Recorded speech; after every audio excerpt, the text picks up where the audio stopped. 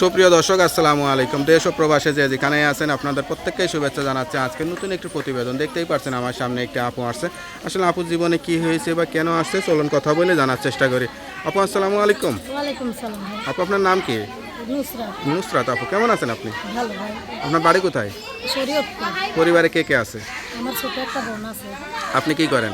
আমি বাসা বাড়ি কাজ করি ভাই। বয়স কত এখন? ওই 18 শেষে 19 বছর। বিয়ে শাদী হয়েছিল? জি না ভাই। সত্যি বলতেছেন? জি। তো বিয়ে শাদী করেননি কেন? ছোট একটা বোন আছে, তো বাবা বিয়ে করছে, ঠিক মতো ভাত কাপড় দেয় না, তাই জন্য আমরা দুই বোন আলাদাভাবেই থাকি। তো প্রতিবেদনে আসছেন কি আশা করে? আজকে যদি ভালো একটা মেয়ে মানুষ পাই, সে যদি আমাদের দায়িত্ব নেয়, তাহলে তারে বিয়ে করবো। মূলত বিয়ে শাদী করবেন সে আশা নিয়ে আসছেন। তো এখন কিরকম মানুষ হলে বিয়ে করবেন? সে যেমনই হোক না কেন, সব তার মনটা যদি ভালো হয়, সে যদি ঠিক মতো দায়িত্ব নেয়, তাহলে সেরকম একটা লোকের সাথে বিয়ে করবে ইনশাআল্লাহ। মানে আপনার কোনো পছন্দ নাই যে আপনাকে পছন্দ করে বিয়ে করতে চাইবে, আপনি তাকেই? ঘরের মেয়ে ভাই পছন্দ করবো কি? আমাদের যৌতুকের টাকার জন্য বিয়ে হয় না, তাই জন্য সে যে মেয়ে হোক না কেন, সে যদি ঠিক মতো বাচ্চা দিতে পারে, পাশে দাঁড়াইতে পারে, তাহলে সেরকম লোকই বিয়ে করবে। আচ্ছা আচ্ছা, কোনো প্রেম ভালোবাসাটা সেরকম কিছু হয়েছিল? না ভাই, ছোট একটা বোন 7 বছর, তারা নিয়েই আমার দিন চলে যায়। আমার প্রেম ভালোবাসা করার মতো কোনো সময় নেই। লেখাপড়া করছিলেন? হালকা পড়ছিলাম ভাই। হালকা পড়ছিলেন। এখন যে বিয়ে করতে চাইবে অনলাইনের মাধ্যমে, তো বয়স্ক মানুষরা, বিবাহিত মানুষরা বিয়ে করতে চায়, তাদের বাচ্চা কাচ্চা থাকে, সেরকম কাউকে করবেন?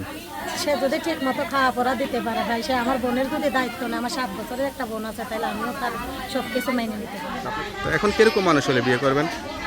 সে যেমনই হোক না কেন, সব তার মনটা যদি ভালো হয়, সে যদি ঠিক মতো দায়িত্ব নেয়, তাহলে সেরকম একটা লোকের সাথে বিয়ে করবে ইনশাআল্লাহ। মানে আপনার কোনো পছন্দ নাই যে আপনাকে পছন্দ করে বিয়ে করতে চাইবে, আপনি তাকেই? ঘরের মেয়ে ভাই পছন্দ করবো কি? আমাদের যৌতুকের টাকার জন্য বিয়ে হয় না, তাই জন্য সে যে মেয়ে হোক না কেন, সে যদি ঠিক মতো ভাত কাপড় দিতে পারে, পাশে দাঁড়াইতে পারে, তাহলে সেরকম লোকই বিয়ে করবে। আচ্ছা আচ্ছা, কোনো প্রেম ভালোবাসাটা সেরকম কিছু হয়েছিল? না ভাই, ছোট একটা বোন 7 বছর, তারা নিয়েই আমার দিন চলে যায়। আমার প্রেম ভালোবাসা করার মতো কোনো সময় নেই। লেখাপড়া করছিলেন? হালকা পড়ছিলাম ভাই। হালকা পড়ছিলেন।